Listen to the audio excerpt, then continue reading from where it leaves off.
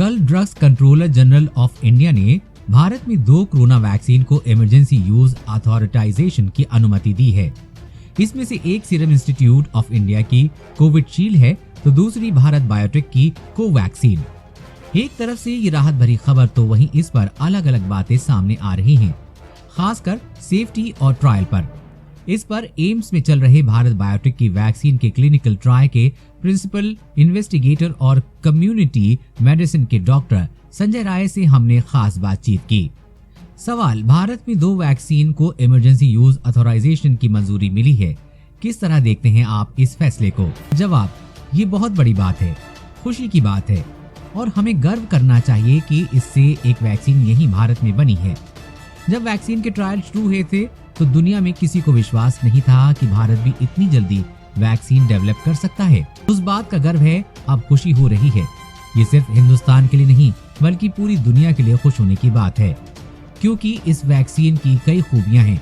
इसे 2 से 8 डिग्री तापमान पर रखा जा सकता है, जबकि कुछ वैक्सीन 70 डिग्री पर रखना होता है।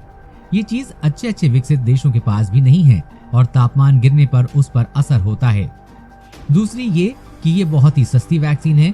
हालांकि किसी भी वैक्सीन की अभी तक कीमत नहीं पता है, लेकिन ये माना जा रहा है कि जब भी आएगी तो कम ही दाम में होगी। सवाल, आप भारत बायोटेक की वैक्सीन के एम्स में चल रहे ट्रायल के प्रिंसिपल इन्वेस्टिगेटर हैं और अब इस वैक्सीन को अनुमति देने को लेकर कई सवाल उठ रहे हैं, ट्रायल पर सवाल उठ रहे हैं।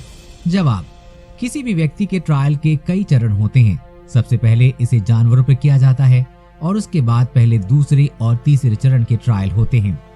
तीसरे चरण के ट्रायल के बाद इसे लाया जाता है। किसी भी देश का कोई भी वैक्सीन, जैसे इस वक्त पूरी दुनिया में 8 वैक्सीन जिनको मंजूरी मिली हुई है, फेज 1 से फेज 2 ट्रायल के बाद ही फेज 3 हुआ है और उसके बाद भी लंबे समय तक फॉलो अप चलता है। पहले चरण में वैक्सीन की सेफ्टी देखी जाती है, दूसरे चरण में देखा जाता है कि क्या एंटीबॉडी बन रही हैं या नहीं और न्यूट्रलाइज कर रही हैं वायरस को। सेफ्टी इसके साथ चलती रहती है, इसमें क्या हुआ सब कुछ एक साथ चलता रहता है। गेट ट्रायल ऐसा नहीं है कि एक ही झटके में हो जाएंगे, ये सालों तक चलते रहेंगे। जिस भी वैक्सीन को मंजूरी मिली है उसके फेज 3 ट्रायल खत्म नहीं हुए हैं, जो लोगों को पता होना चाहिए।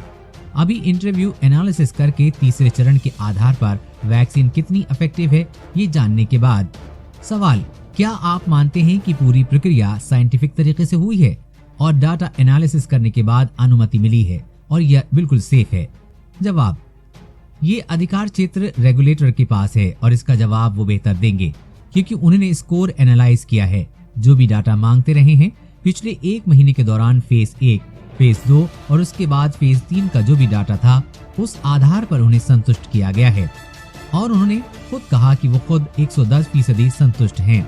सेफ्टी को लेकर और वैक्सीन की अगर मैं बात करूं तो सेफ्टी इसलिए भी ज्यादा कंसर्न नहीं है क्योंकि जो डाटा सपोर्ट करते हैं 10% में माइनर सिम्टम्स आए हैं, किसी को बहुत गंभीर कुछ हुआ नहीं है। बाकी वक्त के साथ हो सकता है कि इसका एक और कारण भी है कि उसी वायरस को इनएक्टिव करके किल करके दिया जा रहा है उसी वायरस को। ऐसा नहीं है कि उसी वायरस से कुछ निकाल कर अलग प्लेटफॉर्म पर वैक्सीन तैयार की गई है। मेरी जानकारी के मुताबिक अगर सेफ्टी की बात करें ये सबसे सेफ वैक्सीन है। सवाल, चिंता की कोई बात वैक्सीन को लेकर? जवाब, बिल्कुल चिंता नहीं करनी चाहिए। रेगुलेटर अथॉरिटी भी मॉनिटरिंग करेंगे, हम भी मॉनिटरिंग करेंगे।